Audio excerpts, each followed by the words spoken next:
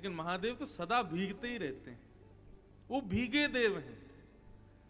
ये जल चढ़ाना और 24 घंटे महादेव को स्नान कराते रहना, इसके पीछे शायद यह भी भाव है कि महादेव अपने ऊपर जल को दिखा करके ये बताते हैं वो सदा राम स्मरण में भीगे रहते हैं, सदा हरि स्मरण में भीगे रहते हैं, भीगे देव हैं महादेव। तो ऐसा कल लक्ष्मण जी का हमने प्रसंग सुना। लक्ष्मण जी आचार्य हैं, भक्ति के आचार्य। जिस प्रकार हमें जीवन में जो बनना है तो हम अपना एक आइडल चूज कर लेते हैं कि हमको उसके जैसा बनना है। हमने अपने पिता को चुना, पिता को देख करके बचपन से ही लगता था कभी बनेंगे तो ऐसे बनेंगे। ठीक उस प्रकार बंधुओं जीवन में यदि कभी भक्त बनना हो, भक्त बनना ही है, यही परम लक्ष्य है हमारे जीवन का, तो लक्ष्मण जी को अपने सिर पर विराजमान करो, उनकी भक्ति को, उनकी सेवा को, उनके भाव को केंद्र में लाओ। लक्ष्मण जी सेवा के आचार्य। ऐसे लखनलाल जी का मंगल भाव हमने कल सुना। आज श्री शत्रुघ्न जी के भाव को हम सुनेंगे। श्रीमद् भागवत के 9वें स्कंद में शुकाचार्य जी ने 2 अध्यायों में राम कथा कही है केवल, और उस राम कथा में श्री शत्रुघ्न जी को हमारे सुखदेव जी महाराज श्रीमद् भागवत का अदृश्य और सर्वश्रेष्ठ पात्र बताते हैं।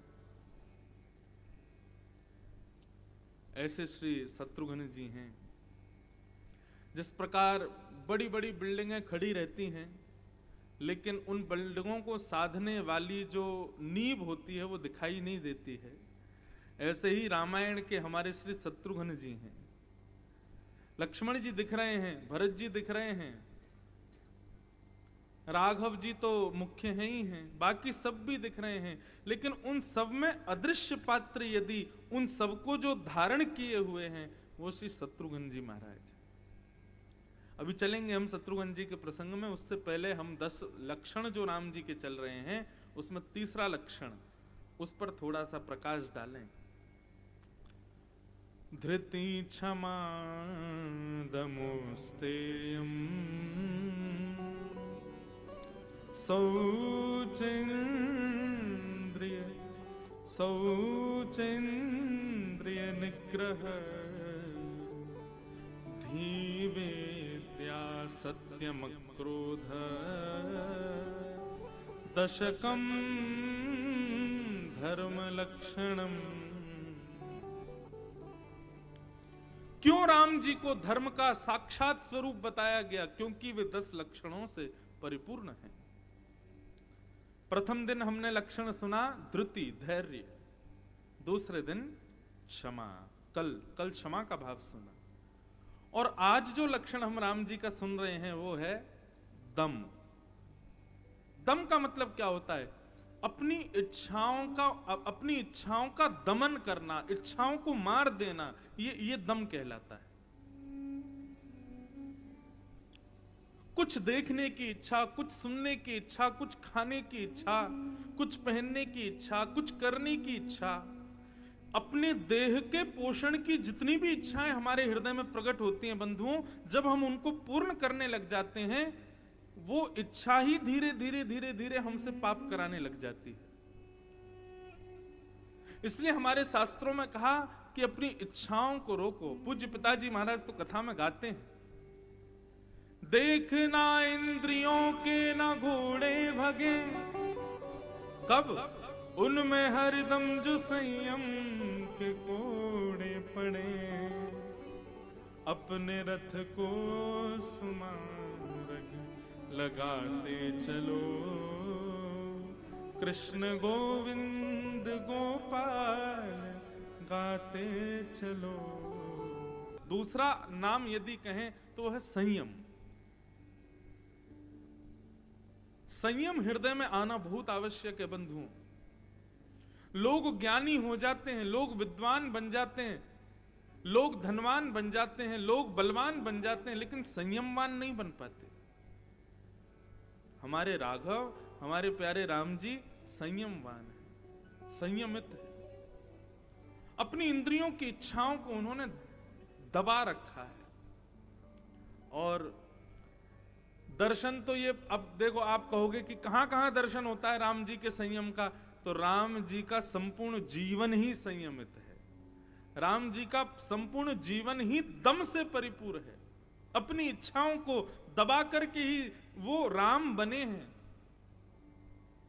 कहां तक कहें, जो अपने पिता के चक्रवर्ती सम्राट के एक भौम साम्राज्य को पलट करके नहीं देखते हैं, भरत जी के बुलाने पर भी लौट करके नहीं जाते हैं, ऐसे राम से बड़ा कोई संयमवान होगा?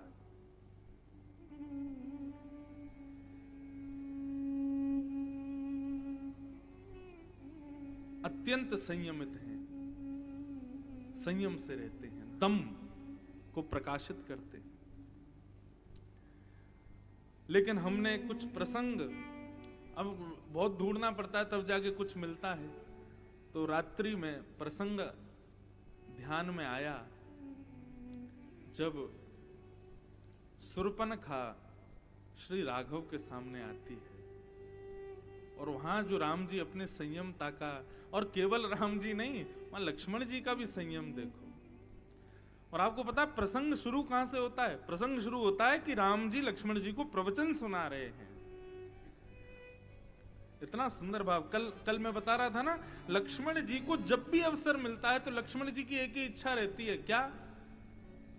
वो राम जी के चरणों में जाकर के बैठते हैं और कहते हैं, भैया अभी अगर कोई विशेष कार्य ना हो, अवकाश हो, तो आप कृपा करके कुछ मधुर वचन सुनाइए।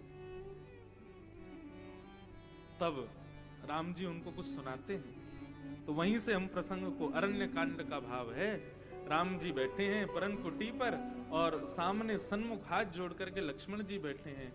14 वर्ष वन में कैसे बीत गए। सत्संग का क्षण जो होता है ना बंधुओं, 4 घंटे आप कथा सुनो, 3 साढ़े 3 घंटे कथा सुनो, लेकिन तत्पर होकर सुनोगे तो आपको लगेगा अभी क्षण भर पहले ही तो कथा शुरू हुई थी। सत्संग जब घर कर लेता है ना हृदय में, तो फिर समय का पता नहीं चलता। 14 वर्ष बिताने में सबसे ज्यादा सहायक यदि कोई बना तो वो राम जी और लक्ष्मण जी का आपस में जो सत्संग संवाद होता है, वो जिसकी वजह से भाइयों को पता ही नहीं चलता था कि हम घर से दूर, परिवार से दूर हैं, वन में हैं। श्री राघव प्रवचन कर रहे हैं और लक्ष्मण जी सुन रहे हैं। एक बार प्रभु सुख आसीना, एक बार प्रभु सुख आसीना, एक बार प्रभु सुख आसीना, एक बार प्रभु सुख आसीना। लक्ष्मण वचन कहे छलहीना, लक्ष्मण वचन कहे छलहीना। सुर नर मुनि सराचर साई, सुर नर मुनि सचराचर साई, सुर नर मुनि सचराचर साई, सुर नर मुनि सचराचर साई। मैं पूछूं निज प्रभु की नाई, मैं पूछूं निज प्रभु की नाई। कहूं ज्ञान विराग रुमाया, कहूं ज्ञान विराग रुमाया। कहूं सो भगति करहूं जे हिदाया, कहूं सो भगति करहूं जे हिदाया। आसन पर विराजे हैं और लक्ष्मण जी चरणों में प्रणाम करते हैं और कहते हैं, देवताओं के, संतों के, मानवों के प्रेरणा स्रोत आप साक्षात भगवान हैं। मैं आपके चरणों में प्रणाम करते हुए कुछ जानना चाहता हूं। राम जी बोले, पूछो क्या सुनना है। बोले, महाराज, माया, ज्ञान, वैराग्य और भक्ति, इन चारों के विषय में आप मुझे कुछ सुनाइए। बंधुओं, ज्ञान किसे कहते हैं? आपकी दृष्टि में ज्ञान क्या है, बताइए। यदि ज्ञान का मतलब बहुत ज्यादा नॉलेज होना है तो रावण के पास में वो था। रावण को बहुत नॉलेज थी, उसको सब पता था, बहुत बड़ा विद्वान था रावण, साधारण नहीं था। पर आपकी दृष्टि में ज्ञान है क्या, इसको पहले विशेष रूप से समझिए। ज्ञान कहते किसको हैं? आध्यात्मिक स्तर पर ज्ञान कहते हैं माया और ईश्वर को अलग अलग समझना, ये आध्यात्मिक ज्ञान है। और भौतिक ज्ञान क्या है? सत्य और असत्य का बोध होना, यह भौतिक ज्ञान है। मेरे लिए क्या सही है और क्या गलत है यह पता चल जाना, यह भौतिक ज्ञान है। तंबाकू के पैकेट पे बाहर लिखा रहता है टबैको किल्स, तंबाकू खाओगे तो मर जाओगे, लेकिन व्यक्ति फिर भी पुड़िया फाड़ता है, खा जाता है। इसका मतलब क्या है? ज्ञानी नहीं है वो। अरे जिसको तुम खा रहे हो वो खुद मना कर रहा है, मुझे मत खाओ, मैं तुमको मार दूंगा, तुम्हारे प्राण ले लूंगा, लेकिन फिर भी नहीं मान रहे हैं लोग, खा जाते हैं उसको। मेरे लिए क्या उचित है, क्या गलत है, इसका बोध होना, यह भौतिक ज्ञान है। और माया और परमात्मा ये दोनों अलग अलग हैं, यह आध्यात्मिक ज्ञान है।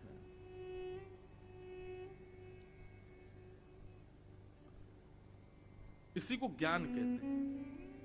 लक्ष्मण जी पूछ रहे हैं, हे राघव, आप कृपा करके मुझको माया, ज्ञान, वैराग्य और भक्ति के बारे में बताओ। और सबसे बड़ी बात, भक्ति मुझे ऐसी बताओ जिससे आप रीझते हो, जिससे आप प्रसन्न होते हो। भक्ति भी बहुत प्रकार की होती है।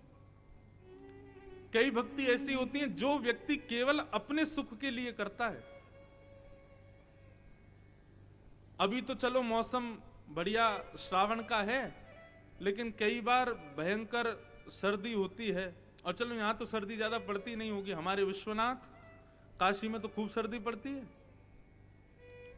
क्षमा कीजिएगा, बुरा मत मानिएगा, लेकिन जब सर्दी का समय होता है ना, तो मुझसे तो जल नहीं चढ़ाया जाता महादेव पे।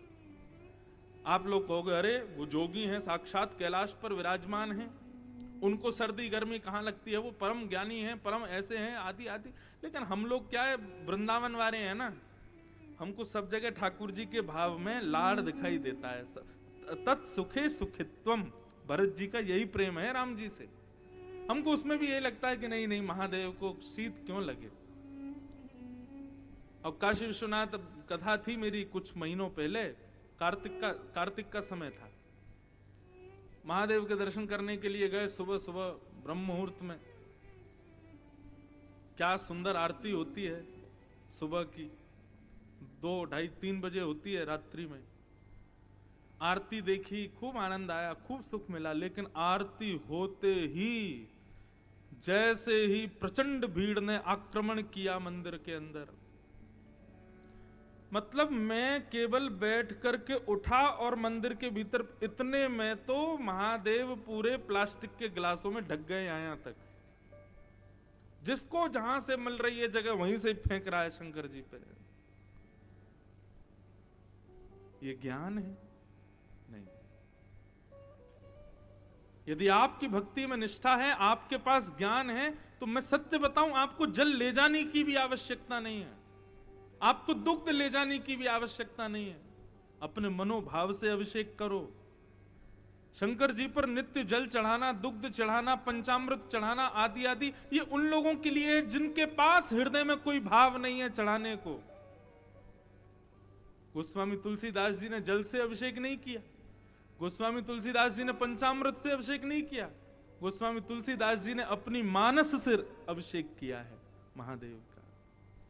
और महादेव ने उसको स्वीकार किया कि भाव से किसी नल का निकला हुआ जल, किसी नदी का जल, किसी सुंदर कुएं का जल ले जाकर के शंकर जी पर चढ़ाओगे, शंकर जी शायद प्रसन्न ना हो, लेकिन यदि विश्वनाथ को देख करके आपके नेत्र सजल हो गए और आंखों से अश्रुबिंद गिर गया, मान लेना कि महादेव प्रकट हो गए आपके सामने।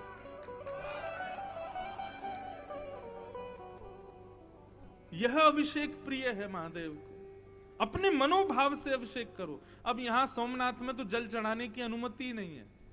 वो सामने एक स्थान है, वहीं पर जल चढ़वा देते हैं और वो मोटर चला देते हैं, तो वो पीछे नंदी जी के मुख से, वो भी महादेव पे नहीं जाता है, बगल में ही जाता है। तो यहाँ कल जब मैं दर्शन करने गया तो पंडित जी ने जल चढ़वाया और पीछे से वो नंदी के मुख से आया, लेकिन महादेव पर नहीं गया, बगल में ही गया। तब मन में भाव ऐसा नहीं आया कि क्यों नहीं करने देते, तब मन में भाव आया कि ये प्रथम ज्योतिर्लिंग है ना, तो सोमनाथ महादेव कह रहे हैं कि भैया मैं यही तो बताना चाहता हूं कि साधारण जल या शुद्ध नदियों के जल या पवित्र स्थानों के जल से अभिषेक मत करो, अपने हृदय के निर्मल भाव रूपी जल से अभिषेक करो। दूर से देख करके उस दर्शन के माध्यम से अपने भाव को अर्पित करो, वो मुझे स्वीकार है, उससे मैं प्रसन्न होता हूं। ज्ञान, माया और ईश्वर को अलग मानना, यही ज्ञान है।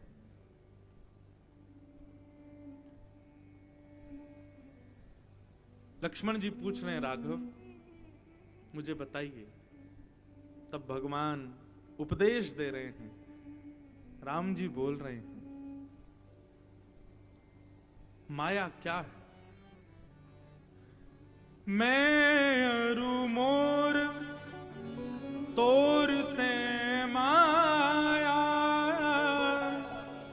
जेहि बस कीन्हे जीव निकाया। मैं और मेरा, लक्ष्मण, मैं और मेरा, तू और तेरा, यही माया है। गीता का प्रारंभ किस भाव से होता है? श्रीमद् भगवत गीता का, भगवत गीता का प्रारंभ कहो या फिर कहो महाभारत का प्रारंभ किस बात से हुआ? धर्म क्षेत्रे कुरुक्षेत्रे समवेता युयुत्सव मामका पांडवाश्चैव। यहां पर धृतराष्ट्र क्या कहता है? मामका। हे संजय, जरा बताओ तो धर्म क्षेत्र कुरुक्षेत्र में क्या हो रहा है, जरा देख के तो बताओ।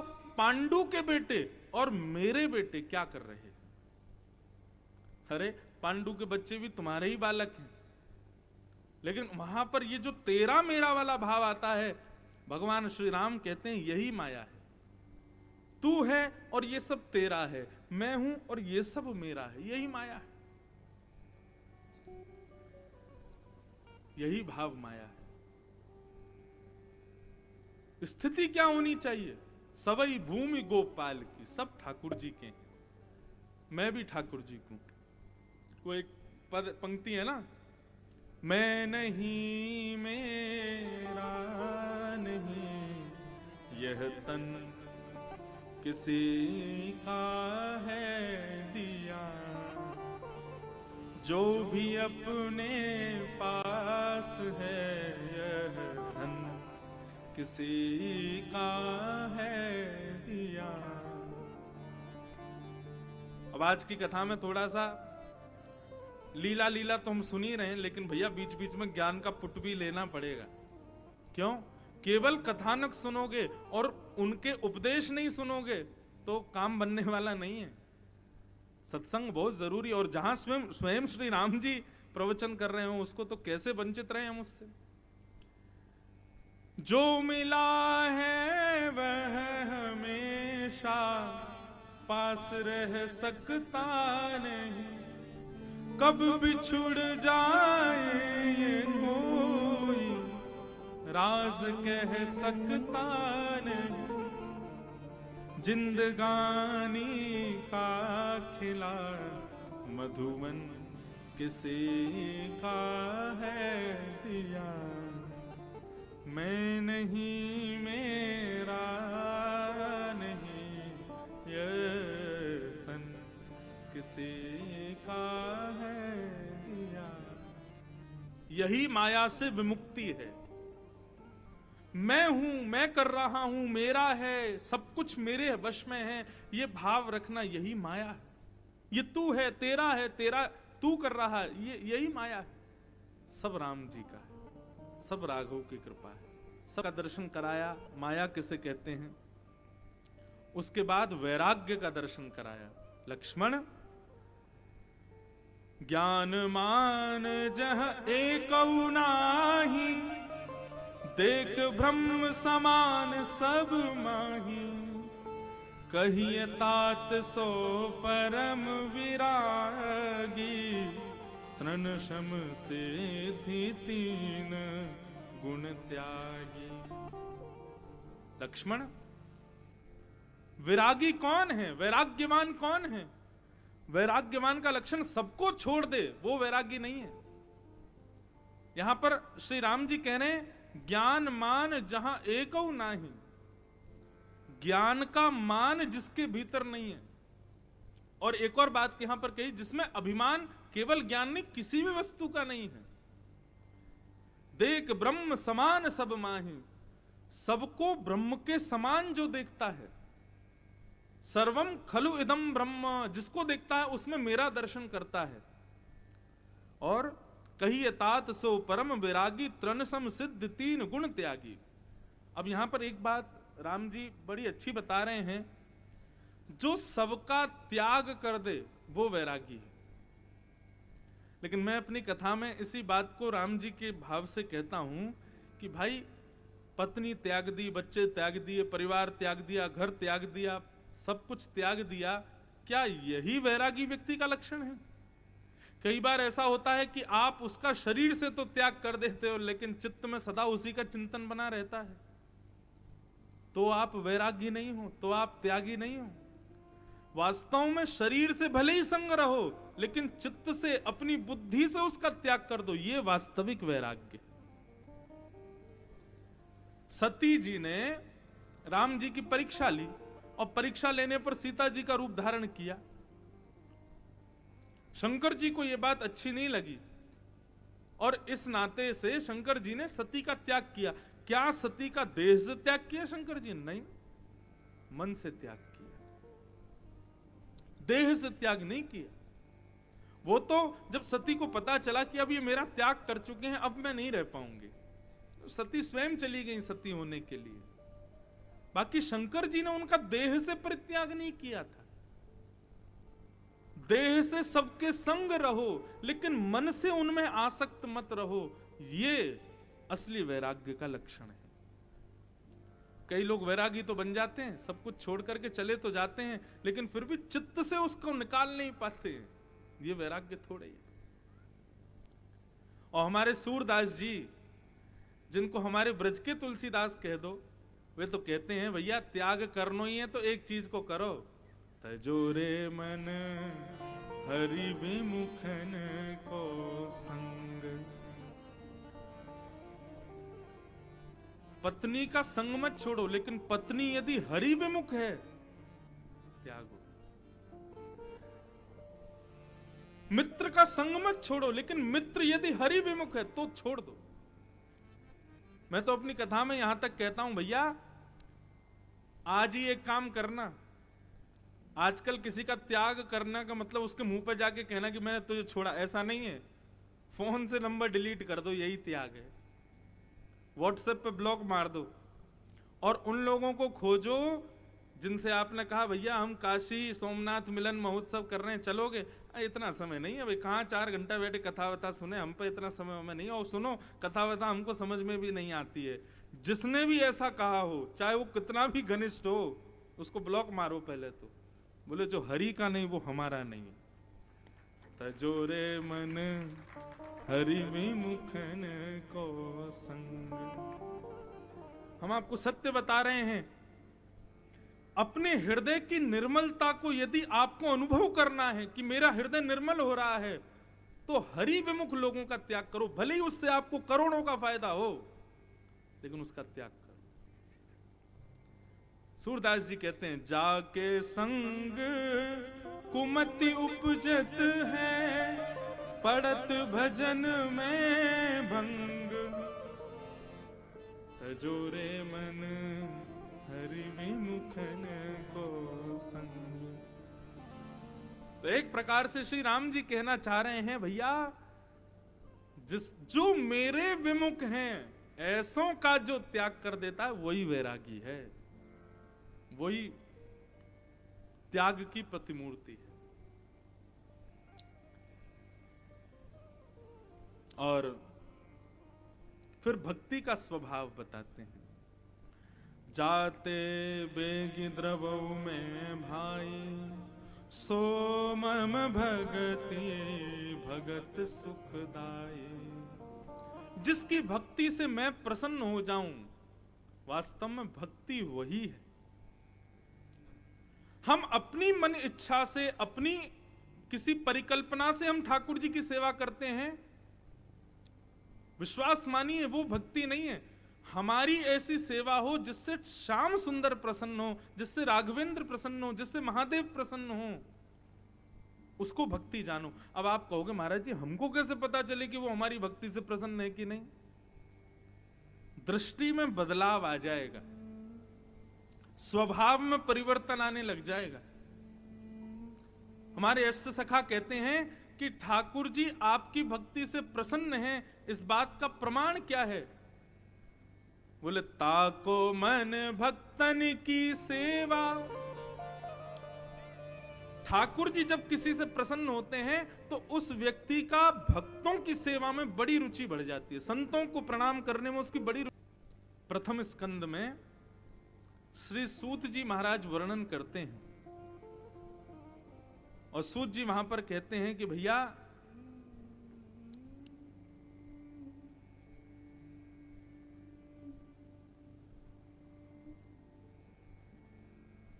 आपको यदि ये बात पता करनी है कि आपके द्वारा चढ़ाए गए बिल्व पत्र शंकर जी ने स्वीकार किए हैं, आपकी बद्रीनाथ केदारनाथ यात्रा से महादेव प्रसन्न हैं, द्वारिका में ध्वजा चढ़ाने से श्री द्वारिकाधीश आपसे खुश हो गए हैं, इन बात का प्रमाण यदि आपको लेना हो तो किसी सत्संग में जाकर के बैठ जाना। यदि उस सत्संग में आपका मन लगने लग जाए तो समझ जाना महादेव ने आपका बिल्वपत्र स्वीकार किया। केदारनाथ बद्रीनाथ की यात्रा हमारी सफल हो गई, द्वारिकाधीश ने हमारे द्वारा अर्पित 56 भोग ध्वजा को स्वीकार कर लिया। लेकिन इतनी सब यात्राएं तीर्थ की करने के बाद, महादेव को प्रसन्न करने के बाद, दुनिया भर की सामग्री अर्पित करने के बाद भी सत्संग में जाकर के आपको लग रहा है कि कब पूरा होगा, कब उठ करके जाएं, कब ये खत्म होगा। अब ये तो ज्ञान ही ज्ञान दे रहे हैं, कुछ चुटकुल्ला तो सुना ही नहीं रहे हैं, मन तो लगे ही नहीं रहा है, अरे का ये बगल वाला क्या कर रहा है, इधर वाला क्या कर रहा है। इस तरीके से कथा में जाकर के मन विचलित होने लग जाए तो माफ कीजिए, आपने चाहे 1000 बिल्वपत्र चढ़ाए हों, चाहे आपने चारों धाम 10 बार किए हों, चाहे आपने खूब ध्वजाएं चढ़ाई हों, खूब 56 भोग चढ़ाए हों, लेकिन भगवान के सुंदर कथा में आपकी रति नहीं हो रही है तो ये बात कंफर्म है कि आपकी भक्ति से ठाकुर जी प्रसन्न नहीं है। लक्ष्मण, तुम मेरे साथ रहते हो, वन में मेरे साथ विचरण कर रहे हो, दिन भर मेरा दर्शन करते हो, उसके बाद भी तुम्हारे हृदय में इच्छा होती है कि मुझे आप कुछ सद्ज्ञान दीजिए। ये इस बात का प्रमाण है कि मैं तुमसे प्रसन्न हूं। सत्संग सुनने की इच्छा मेरी प्राप्ति के बाद भी हो। अब लोगों को कहां तक बताएं महाराज, जैसे किसी को पता चलता ना कथा हो रही है, अब कथा हो रही है ये सुनते ही अपने 100 काम बाद में छोड़, पहले आते हैं कथाओं में, कितनी जगह कथाओं में आते हैं। यहाँ भी कई लोग, हमारे राजकोट से एक परिवार तो पूरा सब काम छोड़ के यहीं है, आज भी एक परिवार राजकोट से आया है, सब काम छोड़ के अहमदाबाद से आ रहे हैं, कहाँ से लोग आ रहे हैं, बोले वहां कथा हो रही है हम चलेंगे। आप सब तो काशी से ही आए हो, सब छोड़ छाड़ के आए हो, कथा सुनने के लिए ही आए हो और कोई काम नहीं है। तो इस बात को आप मान लीजिए कि महादेव आपसे प्रसन्न हैं, इसीलिए आए हो। कथा में रति बनना ये इस बात का प्रमाण है कि जाते बेगी द्रवों में भाई, जिससे मैं प्रसन्न हो जाऊं, सो मम भगति भगत सुखदाई, वही मेरी भक्ति है। जिससे मैं प्रसन्न हो जाऊं। और ठाकुर जी की प्रसन्नता का द्योतक है सत्संग में रुचि होना, कथा में मन लगना।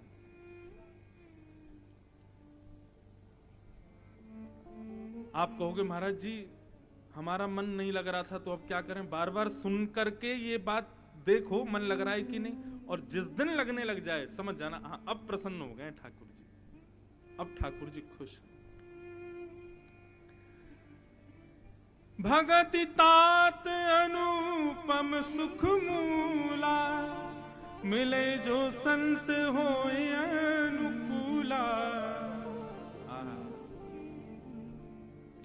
भगवान कह रहे हैं अनुपम एवं सुखकारी मूल की भक्ति तब प्रकट होती है जब कोई सिद्ध और अनुकूल संत प्राप्त होते हैं, कोई गुरु प्राप्त होता है।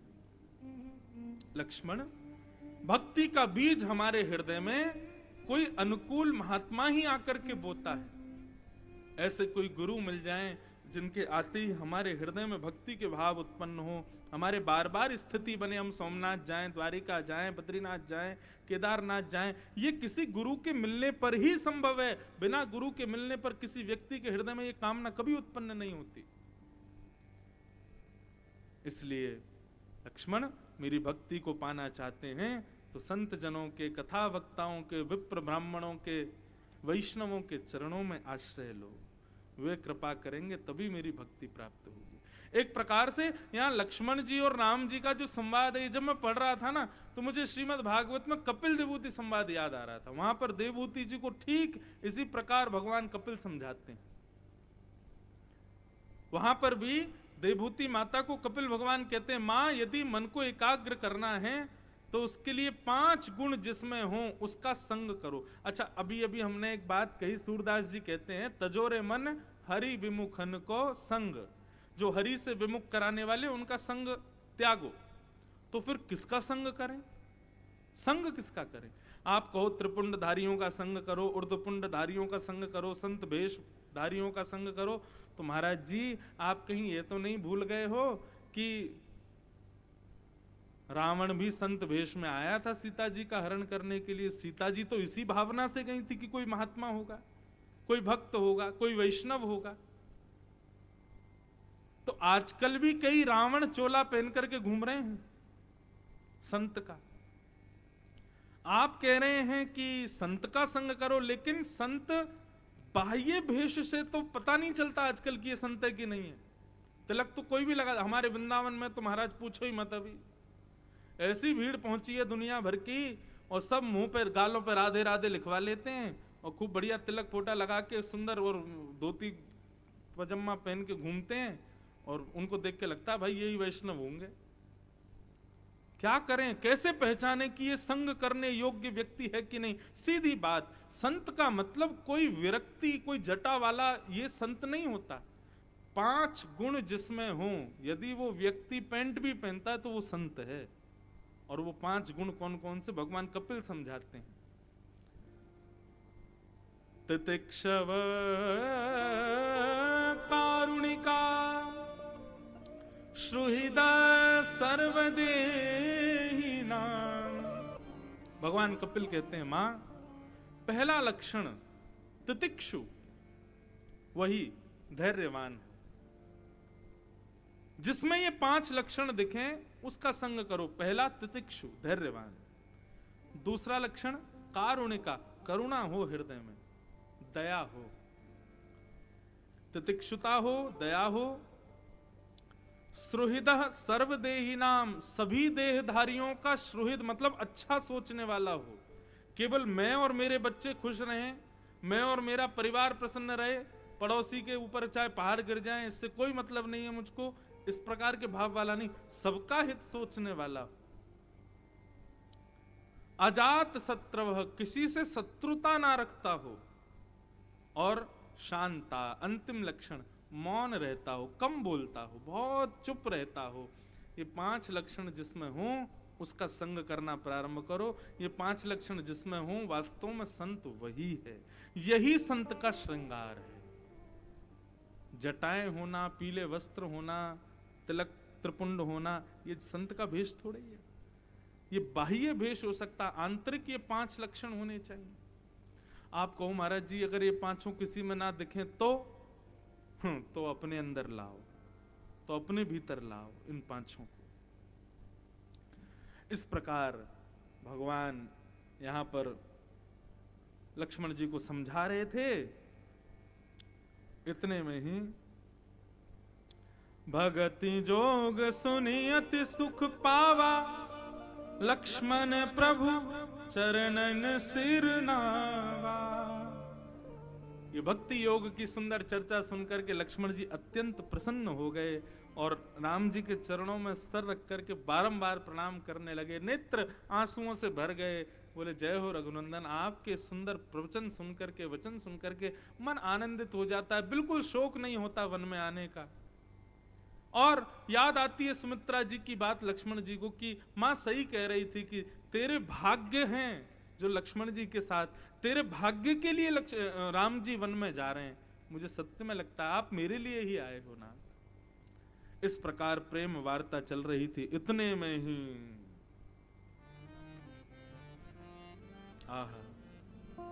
सूपन खारा बन की बहनी, सूपन खारा बन की बहनी, दुष्ट हृदय दारुण जस अहिनी, दुष्ट हृदय दारुण जस पंचवती सो गई एक बारा, पंचवती सो गई एक बारा, पंचवती सो गई एक बारा, पंचवती सो गई एक बारा, देख विकल भई जुगल कुमारा, देख विकल भई जुगल कुमारा, देख विकल भई युगल कुमारा, देख विकल भई युगल कुमारा। कौन? सूपन खारा बन के बहनी, सूपन खारा बन के बहनी, ओ दुष्ट हृदय दारुण जस, दुष्ट हृदय दारुण जस।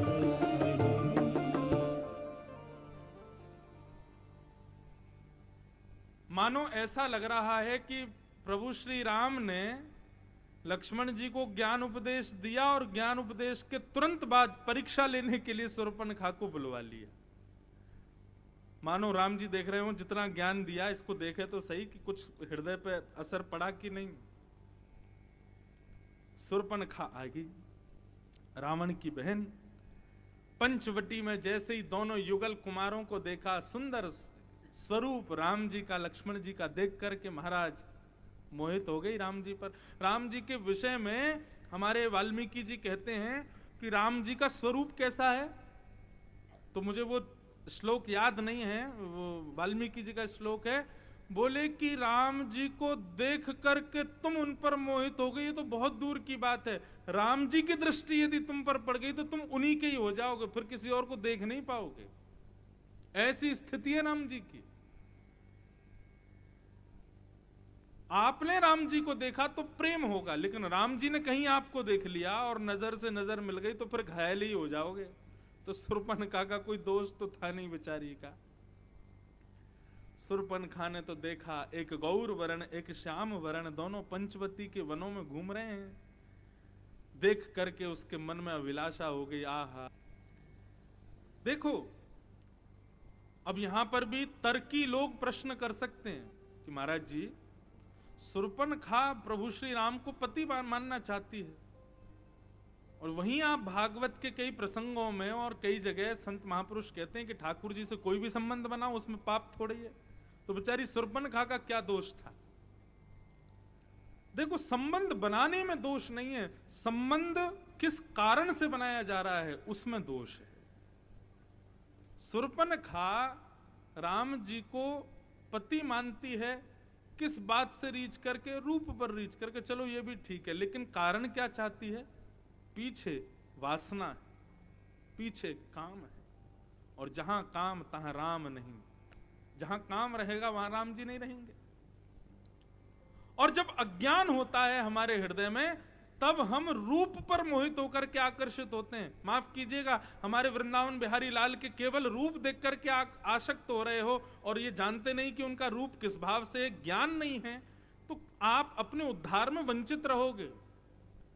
रूप पर आसक्त होना, परंतु ज्ञान सहित आसक्त होना, तब आपके उद्धार का कारण बनेगा। नहीं तो शूर्पणखा जैसे नाक कान कटेंगे। रूप पर आसक्त हो गई, और आसक्त होकर के, चलो आसक्त हो गई, विवाह करने का मन आ गया, यहां तक भी ठीक है। फिर गलती क्या करी? रुचिर रूप धरी प्रभु पही जाई, ये गलती की। जैसी थी वैसी नहीं गई। रुचिर रूप, ठाकुर जी लुभा जाएं, ठाकुर जी आसक्त हो जाएं, ऐसा रूप बना करके ठाकुर जी के पास गई है। ठाकुर जी के सन्मुख तो जैसे हो वैसे जाओ। यहां पर मेरा मंतव्य श्रृंगार से नहीं है, मेरा मंतव्य हृदय से है। हृदय चाहे हमारा काम से भरा है, क्रोध से भरा है, लोभ से भरा है, मोह से भरा है, जैसा भी है हमारा हृदय, वैसे लेकर के जाओ। उस पर ज्यादा लीपापोती करके मत जाओ, उसको छुपा करके मत जाओ ठाकुर जी के सामने। क्यों? वैद्य के सामने रोग को प्रकट करके जाओगे तभी चिकित्सा होगी, और वैद्य से छुपा करके जाओगे दूसरी दवाई मिल जाएगी, बल्कि रिएक्शन हो जाएगा और ज्यादा रोग बढ़ जाएगा। तो इसलिए वैद्य के सामने तो अपने रोग को प्रकट करके जाओ। ये महादेव वैद्य हैं, श्री कृष्ण वैद्य हैं, राम वैद्य हैं। वैद्य के सामने तो अपने अवगुण को केंद्र में लेकर के जाओ। नाथ, मैं दुनिया के सामने बहुत भोला बनता हूं, मैं दुनिया के सामने बहुत सीधा बनता हूं, दुनिया के सामने बहुत ज्ञानी बनता हूं, लेकिन मेरे अंदर सब आप जानते हो, बहुत कामी हूं, बहुत क्रोधी हूं। पड़ोसी मेरे को एक आंख नहीं सुहाता है, किसी को बढ़ता देख मेरे अंदर ईर्ष्या प्रकट होने लग जाती है, बहुत क्रोध है मेरे अंदर, पत्नी से बहुत लड़ता हूं, बच्चों पर बहुत गुस्सा करता हूं। नाथ, कभी कभी लोभ भी मेरे अंदर आ जाता है, दूसरे के धन को देख करके, दूसरे के वस्तु को देख करके इच्छा प्रकट होती है मेरे पास भी ऐसा हो। इन सब का हे नाथ चिकित्सा करो, मैं जैसा हूं मुझे ठीक करो। इस प्रकार से प्रार्थना करोगे, ठाकुर जी के सामने जाके अपने अवगुण बताओगे, तभी तो चिकित्सा होगी। लेकिन हम कैसे बन के जाते हैं? परम सुंदर, परम सुखद, अगल बगल वालों को भी दिखाते हैं हमसे बड़ो भक्त थोड़ा ही है तू कहां का जल लेके आया? बोले हम तो टोंटी से, हम तो गंगोत्री से जल मंगाया शंकर जी पर चढ़ाने के लिए, वहां पर भी होड़ लगी है भक्ति में, हम तुझसे आगे। चिकित्सा कैसे होगी फिर आपकी? जैसे हो वैसे जाओ। शूर्पणखा रूप बदल करके गई और मंद मंद मुस्कुराने लगी। राम जी भी उसको देख के मुस्कुरा गए, लक्ष्मण जी भी मुस्कुरा गए। तब समीप आकर के बोली, आपसे कुछ कहना है। राम जी बोले, बोलो। बोले, तुम सम पुरुष नामो सम नारी, यह संयोग विधि रचा विचारी। मुझे ऐसा लगता है आप जैसा सुंदर पुरुष और आप जैसे सुंदर पुरुष के लिए मुझ जैसी सुंदर नारी इस संसार में और कोई नहीं होगी। ये तुम्हारे बगल में जो बैठी है बड़कल वेश धारण करके, ना श्रृंगार है, ना आभूषण है, ना कुछ है, इसको छोड़ो, दोनों मिलकर के इसका काम तमाम कर देंगे। आप मेरे से ब्याह कर लो, बढ़िया महल मिलेगा, आदि आदि सब प्रलोभन राम जी को देने लग गई। देखो मानव स्वभाव क्या है, हमको ये स्वभाव ही तो देखना है यहां पर राम जी का। मानव स्वभाव क्या है? मानव जानता है कि ये सामने वाला जो मुझको प्रलोभन दे रहा है ये गलत है, लेकिन फिर भी इसका परिणाम अच्छा होगा, इसलिए वो उसके प्रति आसक्त हो जाता है, उस क्रिया को कर लेता है। बुरा मत मानिएगा, बुरा करने से पहले हम सबको पता होता है कि ये गलत है। ऐसा नहीं हो सकता कि गलती करते समय हमको ना पता हो कि ये गलत है, लेकिन फिर भी लोग गलती करते हैं। क्यों? एक समय के लिए भूल जाते हैं कि भगवान नाम का कोई तत्व भी है, एक समय के लिए विस्मृति कर देते हैं, उनका मन बार बार संकेत करता है ये गलत है, ऐसा मत करो, लेकिन फिर भी वो कहते हैं अब जो होगी सो देखी जाएगी, कछुदना को जीवन है, कर ले, कर देते हैं। लेकिन हमको राम जी से यही तो सीखना है। परम सुंदरी बनकर के आई है शूर्पणखा, लेकिन राम जी ने उसकी ओर अपना चित्त जाने नहीं दिया। इसी को कहते हैं तीसरा लक्षण, और वो क्या है? धृति, क्षमा और दम। तीसरा लक्षण अपनी इंद्रियों की इच्छाओं को पूरा ना करना, संयमित रहना। ये संयम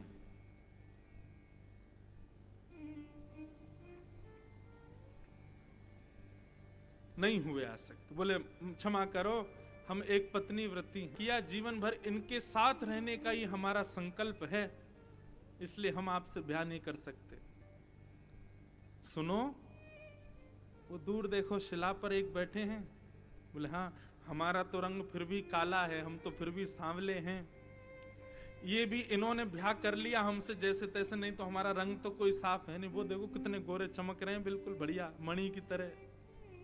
उनके संग जब तुम सभाओं में जाया करोगी, उनके संग जब रथ पर बैठ करके निकला करोगी, तो देखो सब केवल तुम्हारी प्रशंसा करें, उससे काम नहीं बनेगा ना। सब यूं कहेंगे अरे वाह शूर्पणखा पति बहुत ढूंढ के लाई है, देखो क्या रंग है, क्या रूप है, क्या नैन नक्श है। लक्ष्मण जी कोई कम थोड़ी है, एक जैसे ही है राम लक्ष्मण, बस राम जी सांवले हैं, लक्ष्मण जी थोड़े गोरे हैं। बोले अकेली तुम्हारी प्रशंसा होगी यदि मुझसे ब्याह करोगी, लेकिन उनके साथ ब्याह करोगी तो सब जगह वाहवाही होगी, वाह शूर्पणखा तुम सुंदर, तुम्हारे पति तुमसे भी सुंदर, तुम्हारा यश और बढ़ेगा। और सुनो, इनका तो ब्याह भी नहीं हुआ है। अच्छा, अब राम जी यहां क्या कर रहे हैं? ये परीक्षा ले रहे हैं राम जी, देखें तो सही, और सबको दिखा भी रहे हैं। देखो भाई, हमारे आश्रय में, ज्ञान के आश्रय में रहने वाले उस सेवक को भी देखो, वह भी अपनी इंद्रियों पर विजय प्राप्त कर चुका है। मम अनुरूप पुरुष जग माही, देख खोज लोक तिनु नाही। यह बात शूर्पणखा कहती है कि मेरे लिए पुरुष पूरे विश्व में ढूंढने से भी नहीं मिलेगा। ताते अब लग रही कुमारी, मनुमाना कछु तुम ही निहारी। मेरे समान ढूंढने पर भी मेरे लिए कोई पुरुष नहीं मिला, इसीलिए मैं अभी तक कुमारी हूं। आपको देख करके मुझे लगता है कि आप ही सर्वस्व। राम जी बोले वहां जाओ, वहां प्रयास करके देखो। शूर्पणखा लक्ष्मण जी के पास गई। लक्ष्मण जी बोले कहिए। बोले ब्याह करना है आपके साथ।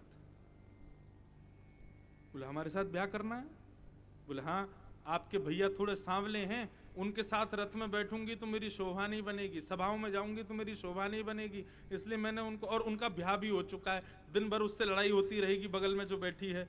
अब मैं इतना कलेश नहीं चाहती, स्वच्छंद जीवन चाहती हूँ। आप बढ़िया हो, अकेले हो, गोरे भी हो, सुंदर भी हो, आपके संग रथ में भी बैठूंगी, सब जगह शोभा बनेगी, आप और मैं प्रेम से रहेंगे, जीवन यापन करेंगे, आप मुझसे ब्याह कर लो।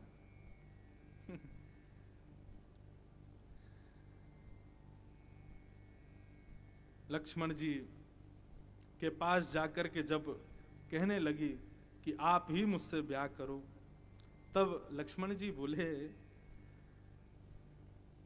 सुंदर सुनु मैं उन्ह कर दासा, पराधीन नहीं तोर सुपासा। प्रभु समर्थ कौशलपुर राजा, जो कछु करहिं नहीं सब छाजा। पराधीन सपने सुख नाही। हरि देवी, हमारे रूप पर तो आप मोहित हो गई हो, हमारे गौर वर्ण पर तो आप आसक्त हो ही गई हो, लेकिन देवी मेरी स्थिति तो सुन लो, बहुत बुरी स्थिति है मेरी। शूर्पणखा बोली क्या स्थिति है? बोले मैं उनके सदैव अधीन रहता हूं, पराधीन रहता हूं, दास हूं मैं। वो राजा हैं कौशलपुर अयोध्या के, और सेवक का अभी तुमने स्वरूप देखा नहीं है। तुम्हारे बड़े बड़े ख्वाब हैं कि रथ पर बैठ करके चलोगी, तुम्हारे बड़े बड़े ख्वाब हैं कि तुम सभा में मेरे संग जाओगी, लेकिन भाई रथ पर और सभा में तो शोभा राजा की होती है। राजा वे हैं, मैं तो उनका दास हूं। तुम सोचो कितना बुरा लगेगा। आगे आगे तो सांवले से वो चलेंगे, उनके बगल में जो पत्नी बैठी वो भी सज धज के चलेगी, और मैं और तुम पीछे चमड़ डुराते चलेंगे। इसमें शोभा लग रही है तुमको? रात्रि में जब वे सोया करेंगे, मैं और तुम दोनों पंखा झरा करेंगे, तुमको शोभा लग रही है इसमें? वे जब भोजन करने बैठेंगे तो उनको जल पिलाना पड़ेगा, उनके लिए रोटियां बनानी पड़ेंगी, तुम्हारे कोमल कोमल हाथ छिल जाएंगे देवी। और कभी कभी तो दासों को कपड़े भी धोने पड़ते हैं। ये सीता जी जिनको देखकर कि तुमको लग रहा है कि वो तुमसे कम सुंदर हैं, इनके वस्त्र तुमको ही धोने पड़ेंगे। क्यों? क्योंकि तुम मुझसे ब्याह करोगी और मैं उनका दास हूं। राजा से ब्याह करने में शोभा। और सुनो, एक पत्नी है तो क्या हुआ, राजा तो बहुपत्नी रख सकते हैं, उन्हीं के पास जाओ। शूर्पणखा लौट करके राम जी के पास आ गई। पुन फिर राम निकट सो आई, प्रभु लक्ष्मण पही बहुरी पठाई। लक्ष्मण जी ने खूब पढ़ा दिया उसको। बोले इनके पिताजी ने भी बहुत ब्याह किए हैं, ये भी कर लेंगे, थोड़ा बहुत मनाओ तो सही। शूर्पणखा को जैसे पुनः भेजा, राम जी के सामने आकर के कहने लगी, देखो वो छोटे वाले तो दास हैं और उनके संग में मैं दासी तो बनना नहीं चाहती। अरे चाहे ठीक है, अपने लिए पति ढूंढ रही हूं, ब्याह करना चाहती हूं, लेकिन दासी बनने के लिए थोड़ी ब्याह कर रही हूं। मुझे तो स्वामी नहीं बनना है, आप ही ब्याह करोगे मेरे से। तो राम जी ने फिर कोई और उल्हाने दे दिए उसको, और उल्हाने देकर के कह दिया, बोले कि ये जो बैठी है ना बगल में, इनके घर वाले, इनके पिताजी आदि बड़े बलवान हैं, उनको पता चल जाएगा कि हमने तुमसे ब्याह कर लिया है तो जीवन भर के लिए तुम्हारे जीवन में संकट डाल देंगे। और रही बात देवी, ये हमारी बड़ी पत्नी बनेंगी, तुम छोटी पत्नी रहोगी, यहां पर भी प्रायोरिटी तो तुमको कम ही मिलेगी। चलो आज तो तुम ब्याह करना चाहती हो, कल को संतान होंगी तो अयोध्या के राज सिंहासन पर बड़ी पत्नी के ही बच्चे बैठेंगे। तुम दासी नहीं बनोगी तो तुम्हारे बच्चे इनके बच्चों के दास बन जाएंगे। क्या तुमको अच्छा लगेगा तुम्हारे पुत्र इनके पुत्रों के दास बने? पूतना बोली, बहुत आगे की सोच रहे हो आप, लेकिन बात सही है। मैं क्यों, एक काम करेंगे, हमारे पिताजी जो हैं वो चक्रवर्ती सम्राट हैं, पूरी पृथ्वी के राजा हैं। यदि वे राजी हो गए और तुम्हारा उनसे ब्याह हो गया तो हम वचन देते हैं, हम एक राज्य तुम्हीं को दे देंगे। इनको दास बनने जरूर, हमारे 2 दास और बैठे हैं, शत्रुघ्न और भरत, हम इनको दूसरा राज्य दे, तुम वापस उन्हीं के पास जाओ। अब की बार शूर्पणखा जैसे ही लक्ष्मण जी के पास आई, लक्ष्मण जी राम जी को पढ़ा दिया फिर से, बोले अब तुम संभालो, क्या कर सकते हो। लेकिन लक्ष्मण जी अज्ञान को टिकने नहीं दे सकते। जैसे ही लक्ष्मण जी के पास आई, अब रोष करके बोली, या तुम मुझसे ब्याह करो नहीं तो तुम दोनों को खा जाऊंगी मैं, राक्षसी हूं मैं। अपना रूप दिखाने लगी, और लक्ष्मण जी के सन्मुख जैसे ही उसने अपना रूप दिखाया, आहा, तब लक्ष्मण अति लाघव सो नाक कान बिन कीन, ताके कर रावण कह मानो चुनौती दीन। लक्ष्मण जी ने नाक कान दोनों काट दिए उसके, तुरंत सींग निकाल करके उसकी नाक और कान को काट दिया, मानो तुलसीदास जी कहते हैं कि दोनों भाइयों ने रावण को ललकारा हो युद्ध के लिए। अब वाल्मीकि जी में एक बात सुंदर आती है, शूर्पणखा की नाक काटी, नाक काटने के बाद में फिर कान काटे, तो जब नाक काटी तो ये कान कटवाने खड़ी क्यों थी वहां पर? नाक कटी थी तभी भग जाती या थोड़ी दूर हो जाती। ये नाक कान दोनों कटवाने में कम से कम नहीं तो 2-3 मिनट तो लगे होंगे, तो ये नाक कटवाने के बाद कान कटवाने खड़ी क्यों थी? लक्ष्मण जी ने कुशा निकाल करके नाक काटी तो भग जाती वहां से। इतनी इतनी फुर्ती से तो नहीं काटी होगी कि नाक भी कट गई और फिर कान भी कटवाने खड़ी थी, लो इनको भी काट दो। तो इतना सुंदर वर्णन करते हैं कि बोले लक्ष्मण जी के पास में एक नुकीली कुशा थी। लक्ष्मण जी ने उसको मुकुट की भांति गोल घुमाया, जैसे मुकुट पहनाते हैं, और गोल घुमा करके जितनी देर राम जी से चर्चा चल रही थी लक्ष्मण जी यही कर रहे थे। बोले आ जा तुझे बताता हूं मैं, तो ब्याह करूंगा अभी, बहुत सुंदरी बन के आई है। और उसको मुकुट के भांति गोल कर रहे थे लक्ष्मण जी। लक्ष्मण जी हाथ में बनाते जा रहे थे, जैसे शूर्पणखा आई बोले तुमसे ब्याह करूंगी नहीं तो खा जाऊंगी दोनों को। इतने में ही लक्ष्मण जी ने वो मुकुट जैसा बना करके उसके सर में होकर के नीचे पहनाया तो नाक और कान दोनों एक संग कट गए उसके। ऐसा वर्णन वाल्मीकि जी में किया जाता है। नाक कान बिन भई विकारा, जनु श्रवण जनु द्रवशैल गरु के धारा। नाक कान विहीन हो गई शूर्पणखा, खरदूषण के पास गई, जाकर के शिकायत करने लगी। खरदूषण को भी राम लक्ष्मण ने युद्ध के साथ में मार दिया, हजारों की तादाद में सेना लेके आए, उनका भी वध कर दिया। तो शूर्पणखा के इस प्रसंग से हमने क्या सीखा कि श्री राम जी अपनी इंद्रियों के प्रति कितने दमशील हैं। सीता जी से विवाह के पश्चात वर्णन आता है, राम जी ने अपने से बड़ी उम्र की स्त्री को मातृभाव में देखा और अपने से छोटी स्त्री को बहन के भाव में देखा। सीता जी के अलावा और किसी के भी प्रति प्रियसी का भाव प्रकट उत्पन्न होने नहीं दिया। केवल पत्नी पतिव्रत का धारण करे, संयमित रहे, यही बात क्यों श्रेष्ठ है? पति को भी पत्नी वृत्ति होना चाहिए, और ये पत्नी वृत्ति होना, पतिव्रता होना, यही संयम है इंद्रियों का। बंधुओं, इन इंद्रियों का स्वामी मन है। हम कई बार ऐसा होता है कि मुख से कुछ गलत खा नहीं रहे, कान से कुछ गलत सुन नहीं रहे, लेकिन मन ही मन इच्छाएं प्रकट हो रही हैं। वह भी एक प्रकार से हमारे व्रत को तोड़ रहा है, हमारे संयम को तोड़ रहा है। कई लोग एकादशी का व्रत करते हैं या कई लोग सोमवार का व्रत करते हैं, परंतु सोमवार का व्रत है और उनके सामने कोई घर का दूसरा व्यक्ति रोटी खाता है तो उसको कहते हैं, ए सुन, अपनी थाली लेके दूर जा, मेरे सामने मत खा। क्यों? तेरे को रोटी खाते देख मेरी इच्छा हो जाएगी। विश्वास मानिए, किसी को खाते देख आपकी इच्छा जैसी प्रकट होती है ना, आपका व्रत उसी समय टूट जाता है। इतना संयम इंद्रियों पर होना चाहिए कि व्रत के समय 56 भोग सामने रख दिए जाएं, लेकिन आपकी जीव ललचावे ना उसके प्रति। इसी को कहते हैं दम। तीसरी इंद्र सामने से ऑफर कर रही है, परम सुंदरी बनकर के आई है, लेकिन राम लक्ष्मण दोनों ने अस्वीकार कर दिया। और केवल ये तो एक बहाना था, कुछ कथा सुनानी थी दम के ऊपर, नहीं तो पूरा राम चरित्र ही संयमित है। राम जी जैसा संयम किसी के जीवन